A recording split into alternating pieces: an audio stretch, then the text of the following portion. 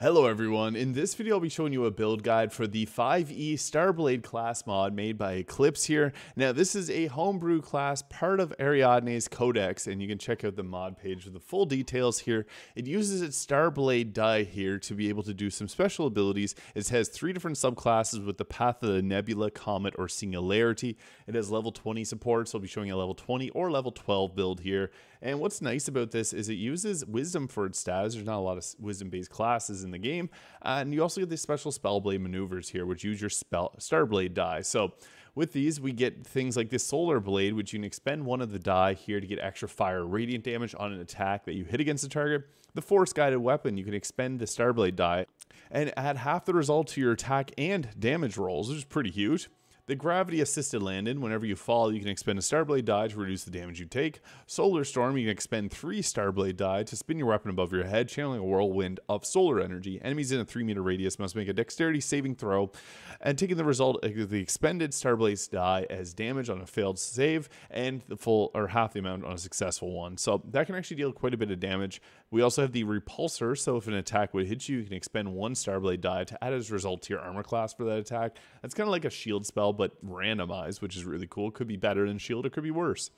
And then we also have the Igniting Strike. Whenever you hit a creature with a weapon attack, you can expend 1 STARBLADE die to ignite the target. When ignited, the target takes 1 STARBLADE die of fire damage at the start of each turn, and the target can use an action to douse the flames by rolling on the ground. Now, it's pretty funny. I think the best choices are the Force-Guided Weapon and going with the Repulsor for the better armor class, so this will increase your weapon hit chance, which is usually pretty low in the early game. STARBLADE would be nice, or Solar Blade would be nice, but it's, I think, better to get the extra damage and attack rolls. And what we'll roll with for stats here. So it's recommended that you use strength. The class itself says you use strength, but I'm going to show you 2 different ways we can go about it, because dexterity is actually really good in Baldur's Gate 3 versus tabletop due to the initiative die being a D4. So we got 16 strength, 10 dexterity, 14 constitution, 8 intelligence, 16 wisdom, and 10 charisma here.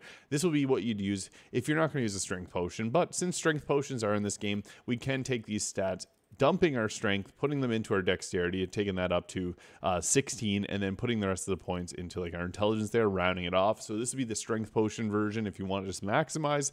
Make sure if you're on console that you select both your strength or both your bonuses, and also select the skill proficiencies because they won't automatically be enabled. Acrobatics being a good one to resist being shoved.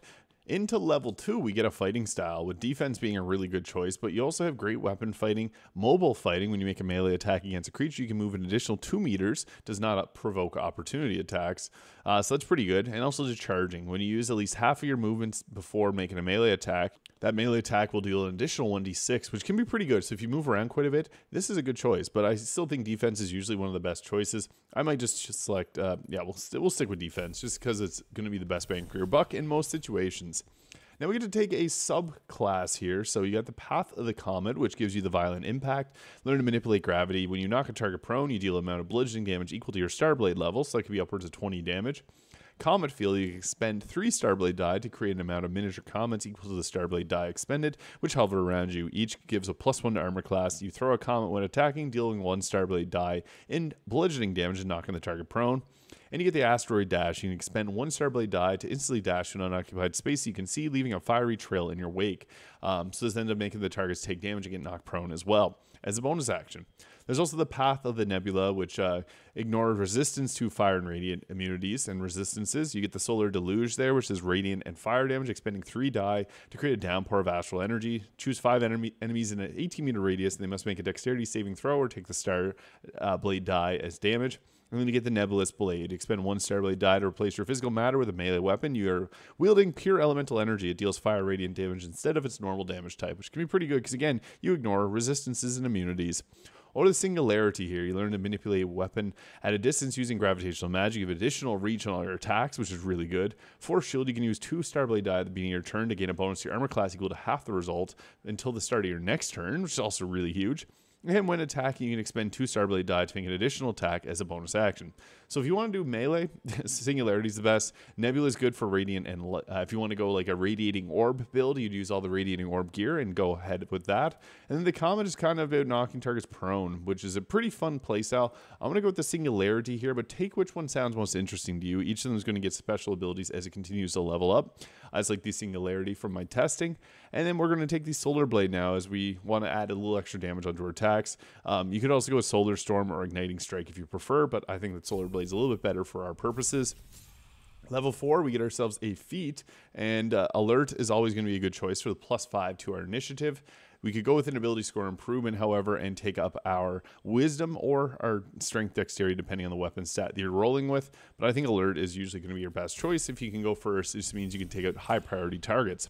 Level 5, extra attack, always nice. And the Spellblade maneuver that we get to select here. So Igniting Strike can be nice if you have a big boss enemy that you're going against, because this will deal additional damage to the target. The Solar Strike can be nice as well, using 3 of the Solar Die. I'm going to take that. Actually, I'll take Igniting Strike just because, again, some of the bosses, it's going to be much better, especially going into Act 2. We also get the Grip of Gravity, a fine weave of gravitational force, boosts your grip, you cannot be disarmed, and your Master of Gravitational Vectors grants you proficiency in dexterity saving throws, so things like Fireball, Lightning Bolt are less likely to hit you. Level 7 gives us a subclass feature, Improved Force, so your gravitational magic improves, so your gravity boosted jump would no longer use the bonus action, and the gravity assisted landing now mitigates all fall damage. Repulsion, you can use an additional Starblade die to fuel it, and area of deflection no longer consumes your bonus action, so pretty nice abilities there. We'll then take Solar Storm. We'll run into the Spellblade maneuvers because, yeah, there's only so many that you can take. Now, once we get to level 8, we get another feat. I would recommend at this point either upping your Constitution, your Wisdom for some attacks that we have. I'm going to go with an increase to Dexterity or your Strength there. Not a bad choice. We can also go with the Savage Attacker to reroll your damage die. Dexterity just gives us the best possible armor class, so if we want to be tanky, that's the way to do it. Level 9 gives us the Continual Flare, so Astral Magic permanently enwreaths your weapon. Whenever you hit a creature with a weapon attack, it takes extra fire radiant damage equal to one of your Starblade die. Just nice boost to overall damage. Really great. Once we make it to level 11, we get our subclass feature, Singularity Strikes. Whenever you deal bludgeoning, piercing, or slashing damage, you deal additional force damage equal to one Starblade die. Additionally, whenever you hit a creature with an attack, you can expend one Starblade die to push them away. Obviously, it's really strong. Pushing attacks are so useful. Level 11 gives us a Spellblade of Force and Flame. So you can expend Starblade die to enhance your spells, and your Starblade spells will do an additional 1d8 for each die rolled. You also get to take 2 of the Spellblade maneuvers, which are now, these are more powerful versions, so I guess I'll go through them quickly here. Gravitational Downpour, you can expend 2 die to make an area of heavy gravity in 9-meter radius. Enemies must succeed a strength saving throw or become knocked prone. Gravity assisted die, up to 3 Starblade die to jump, gaining extra distance for each extra die you expend, so you jump really far. Area Deflection, you can expend 1 Starblade die to create a 5-meter area around you, or rogue gravitational currents make landing range attacks more difficult, and aimed attacks will always have disadvantage. This is a really good one, actually. Area Deflection, you can create a very good area of just reducing overall damage for everyone, and it doesn't take a bonus action after getting this. Solar Flare, you can do 2 Starblade die to slash with your weapon, creating a cone or a line, basically like the Dragonborn Breath, of fire damage, and they must do a dexterity saving throw or take the damage from that, which is that there, and you can expend more. Gravitational Brace, if you hit an opponent opportunity attack, this creature must do a strength saving throw or fall prone and have their movement speed reduced to 0, so they stay in place. And Blinding Burst, you can expend 2 Starblade die, raising your weapon high to create a burst of solar light in 9-meter radius, which will blind all enemies in an area of effect. So that one's really good as well for the blind, using 2 Starblade die. So we'll grab those 2 abilities there. And into level 12, we get our final feat if you're sticking with level 12. Now, I'm going to go past level 12 here, but I'm going to take the Savage Attacker here at level 12. And if you're just sticking with level 12, you can skip ahead to the gear. But I'm just going to continue here because we do have class features like the Weightless Warrior. You double your carrier weight, and you add your Dexterity modifier to your AC while wearing heavy armor, maximum +2, and no longer suffer Dexterity bonus limitations when wearing medium armor. So, yeah, that's really good for obvious reasons. We're building around Dexterity too, which is kind of funny. Not intended. It's not really intended for this, but I guess for this one, we'll take the Solar Flare there for the extra fire and radiant damage. Again, this class plays well with the Luminous Armor. Projected Force Field. When a spell or an effect would deal half damage on a successful Dexterity saving throw, it deals no damage if you succeed and only half if you fail. So that's like the evasion feat that the monks and rogues get. Level 16 gives us another feat here. We already got Savage Attacker. We could go with something like the Tough feat for every you get 2 health points for every level, so this is the extra 40 health, or 24 if you level 12. Really good feat. Level 17 gives the class feature, Spellblade of Force and Flame. Your Spellblade spells do an additional 1d10 for every point of damage you expend on them. Level 18 gives us the permeating force. Nearby allies in a 9-meter radius also receive the effects of force shield and projected force field. Huge. So it's really good because 9 meters is very generous in its range. Level 19 gives us another feat here. You could go with a max out to our dexterity there. There's a lot of other good choices if you prefer, or even charger could be fine. I'm going to go with this here, though, to increase overall dexterity, or it would be your strength stat. And level 20 gives us the Peerless Spellblade. So you can enter a state of heightened consciousness and physicality. You do not expend Starblade die to use your Starblade features and maneuvers during that time. And once you use this ability, you can't do it for a short or long rest. So you can do this often. Also, the weapon and armor mod that I have here is the Myceria Greatsword by Pommel Strike, and this is the Valkyrie Queen armor set by Ren, if you're curious. So we will have a whopping 284 health with the Constitution amulet there. You can really use whatever amulet you want, though. I got the helmet Baldur. Early game, you'd want to use the haste helmet. There's even things like the Horn of the Berserker or the Mask of Soul Perception there, but we have good bonuses to everything. So this is going to prevent us from getting critically hit and give us a bonus to our armor class. Cloak of Protection there. So our AC is sitting at, what's funny is it only gives you a +2. So we actually don't get our full dexterity modifier from the armor of agility, which is kind of funny. It's not it's supposed to work this way. But if you were to equip like heavy armor, you still get that +2. I guess it's not working properly, but yeah, the defense and everything else applies there. This should normally add our dexterity modifier on top of all of that, which would give us a plus. It would take our armor class up to 30. So that's a little funny. Like you can see here, I put light armor on, you got the +5. So I'll roll with the Armor of Persistence here, which gives you resistance and blade ward.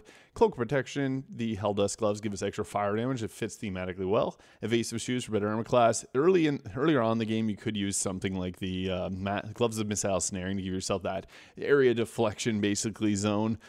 Even things like the mage or telekinesis gloves can be okay, especially if you're a Gith with the mage hand, so you can cast it as a bonus action. Crater Flesh gloves as well are good choices. Evasive shoes, but if you got the Boots of Stormy Clamor, those work well too. Stacking Reverberation.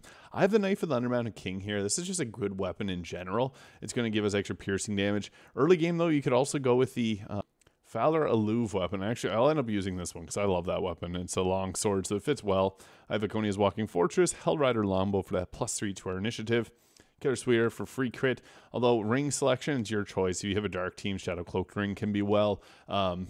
It's really your choice. The Ring of Free Actions, so you can move around more. Crusher's Ring for increased movement speed, or Caustic Band for acid damage can be nice as well.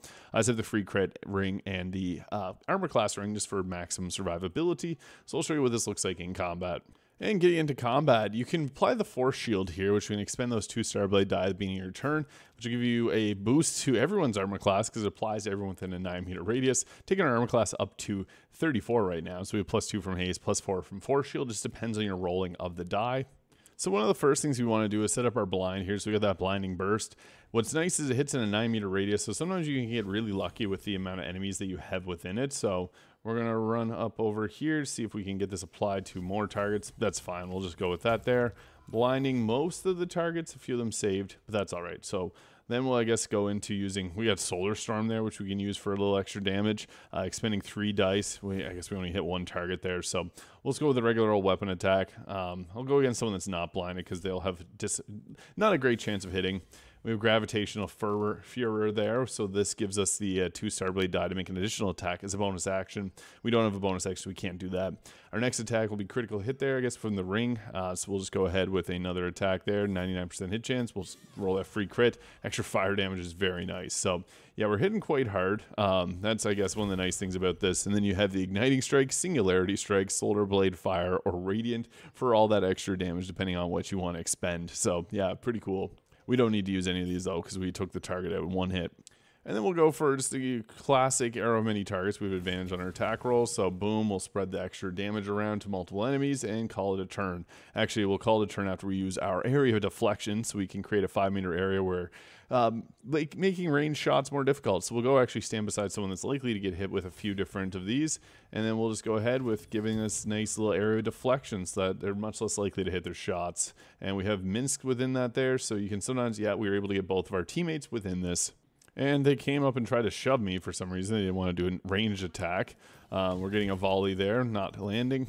And at the start of your turn, again, you can roll that Force Shield there, which is nice because we only got a +4 that time. But unfortunately, they shoved Minsk off. For some reason, they've been shoving like every single attack. Normally, they don't do that. But we have a lot of close by enemies, so we could go with the Solar Storm here. We're able to hit all 4 of them with this, so we'll unleash this. Doesn't do a lot of damage, but it's something, and it's unique to this class. So I guess we'll also use the Peerless Spellblade here, which can eliminate our Starblade die cost, which is great. So then we can go ahead here with just a weapon attack, and we'll get the free abilities here. It won't expend that. So we can push the target away, light them on fire, or do extra fire radiant damage. Let's do the extra radiant damage. There was enough to take the target out. Perfect. And then we'll go after, there's a few targets that are blinded already, so we'll leave them alone. We'll just add that extra fire damage, boom, and there it is. Again, we'll do that area of deflection because it's nice to be able to apply that, and here we go. And I got an opportunity attack off, which is nice because then you can go ahead applying the igniting strikes there if it didn't take that target out. So yeah, you're able to apply those extra damage riders on pretty much any attack. Now, the force shields are actually really nice as long as you're not running low on your die there, especially with that special ability at level 20. So again, we got that nice +4 to our AC, and I think that really the best choice would just be to go with our attacks here. So we also have the Gravitational Fury attack there, which is a bonus action attack, so we can expend one of our Spellblade die and then bonus action to attack an additional time, which is pretty nice. You can also push back targets too. It's one thing that's kind of cool is you don't finish them off in the first hit, which we get a lot of extra damage riders on our attacks from the abilities that we have. You can see there we got that extra force damage. We're not missing pretty much anything, and the damage that we're getting off is ridiculous. So that's one of, I guess, the best things about this class is the damage potential from it is nuts. So then we'll go with our next attack there, keeping it up. And the final one, since we have a bonus action, we can do a 5th attack, which will likely take that target out there. So yeah, that is the Starblade class mod in Baldur's Gate 3 mod made by Eclipse, and it is very well done. So let me know your thoughts in the comments. Hit the subscribe button below if you haven't already. I hope you have a great day, and we'll catch you all in the next video.